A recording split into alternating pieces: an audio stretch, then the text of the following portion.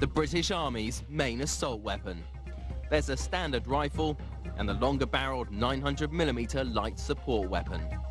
With its 4 times optical scope, it's probably the most accurate weapon in the world. The SA80A2 is also one of the most expensive, around $1,700 a rifle. They have a handy fire rate of up to 770 rounds a minute. The top brass reckon it'll make every soldier a shooting star. The SA80A2 is coming in as the old A1s are recalled and revamped at a cost of £92 million. But what does the discerning soldier need from his weapon? First thing you have to look for is accuracy and reliability. There's no point having accuracy if the weapon's not going to be reliable. Same as no point having a reliable weapon if it's not going to actually destroy or engage a target. British soldiers have used the original SA80A1 since 1986. It looks the same, but did it measure up? With the SA80A1, we've never had any doubt whatsoever that it is one of the most accurate service rifles anywhere in the world. We would expect our infantrymen to hit single-figure targets at 400 metres.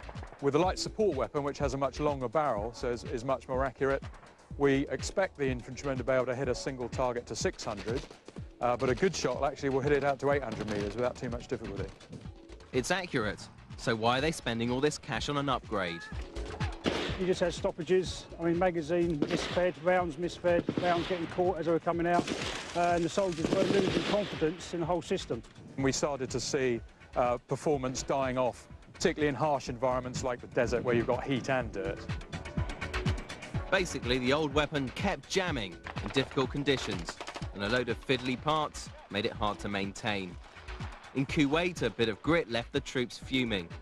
And in the cold of Bosnia and Kosovo, the A1 packed up. Failure under operational stress meant the rifle had to be changed.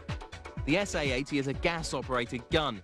Energy from each discharge drives gas back into the chamber above, ejecting the charge and bringing another into the barrel. But the system was just plain leaky. We were losing too much gas, too much energy through the old gas part simply by leaking around the edges. They've had a gas leak, no wonder they're desperate to get out. So we now have gas parts that are made to a tighter tolerance, and that additional energy allows the weapon to operate much more efficiently in adverse conditions. The SA80 is getting a full-on gun MOT. We've got a new bolt assembly, completely new bolt assembly, with a more powerful extractor and ejector. We have a new magazine with the SA80A2. It's an all-steel construction. It's a much harder magazine to damage, so you don't get the little dents that occur in the shells of a lot of weaker magazines, which then will cause stoppages in their own right. Our boys have been on a sellout world weapon testing tour. First stop Alaska, crowds are a bit thin, but bullets went down a storm. On average, over 30,000 rounds fired per failure. That's good. And they got the jungle beat in Brunei, where it held up too.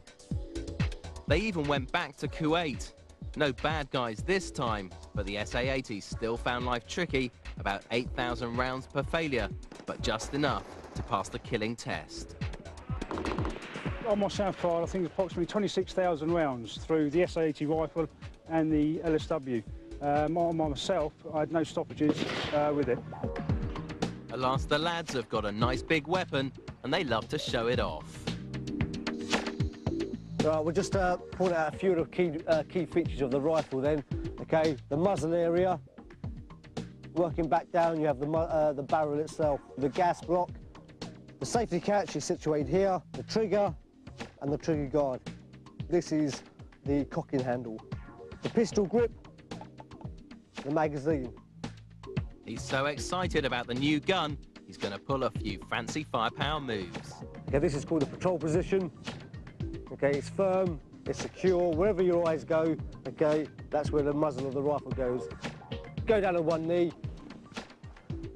Okay, the rifle stays exactly where it is. All you do is just get down on one knee, and again, wherever your eyes go, the muzzle goes there.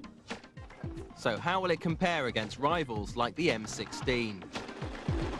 We are completely confident at the end of our modification programme that not one of those weapons is any better than the SA80A2, and indeed most of them, I go as far to say, don't approach it in terms of accuracy and reliability.